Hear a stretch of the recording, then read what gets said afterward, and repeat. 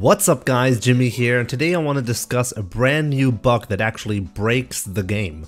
In this video I want to show you what the glitch is and how to perform it. I also want to give a technical explanation and I'll talk about what it means for the online environment and tournaments. So let's start with what the glitch is and why it's such a big deal. Blanka can cancel his critical art into his back or forward hop, causing the game to act in a very strange way. In order to trigger this behavior, all you have to do is input the critical art and a back or forward hop one frame apart. As a result, the screen gets dark and your opponent's character is frozen for a while. During this freeze, the player who triggered the glitch can move around freely and even attack the other player. This can be used to create infinite combos because you can keep hitting and freezing your opponent because the critical art cancel does not consume your EX gauge. At first I thought it might not be that big of a deal because there are certain limitations. During the freeze, your opponent can still block and tech throws normally, so you can't just hit him for free. On top of that, the glitch can't be performed from a critical art that was cancelled into from a normal, which further limits this technique. After taking a closer look, I determined that even on block, this technique is completely busted, because you can keep your opponent in a block string forever. Your opponent can't even use V reversal because the freeze effect makes it easy to react to, so it can be punished, or it can just be ignored entirely. You can even do a super tight block string that doesn't even allow for V reversal to trigger. This is pretty messed up because in a real match, the timer does not freeze, and the gray damage dealt is a major issue because in case of a timeout situation, gray health is ignored. Blanka wins. This means that Blanka players effectively get an auto win once they get access to their critical art. As long as they don't drop the sequence, there's nothing you can do to prevent this. So now let's focus on the technical side of this technique. First, let's cover why the critical art doesn't consume any EX gauge. This is because EX gauge consumption always happens on the second frame of any move in Street Fighter V. Since we're cancelling the first frame of the critical art, the game never gets to the second frame, which would trigger the gauge consumption. Next, let's discuss why the forward hop cancels the critical art. Street Fighter V has a leniency system, just like Street Fighter IV, that lets you cancel the first frame of a move into another one.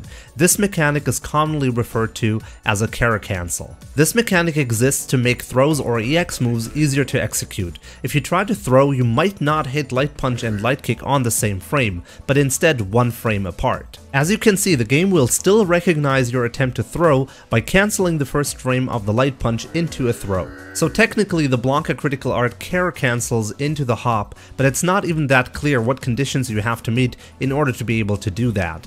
Wide tried to find an answer to this question and he ended up with this list of conditions that you have to meet. One of the conditions that he lists is having higher priority than the critical art, so here's the priority list for Blanka Wide is talking about. The list is ordered from lowest to highest priority from left to right, and as you can see, all you have to do to fix this glitch is to move the critical art behind the back and forward hop moves. So now that we've discussed why the carry cancel happens, let's talk about the freeze effect. If we take a look at the critical art script for Blanka, we can see what the game does on the first frame. The screen gets dark and the opponent can't move. These properties last for 98 frames. This is normal because during this time the game expects a critical art animation to be running, so it will simply freeze the other player during the animation. But since we're carry cancelling into the hop, we can prevent the animation from running while still triggering the freeze on the opponent's character.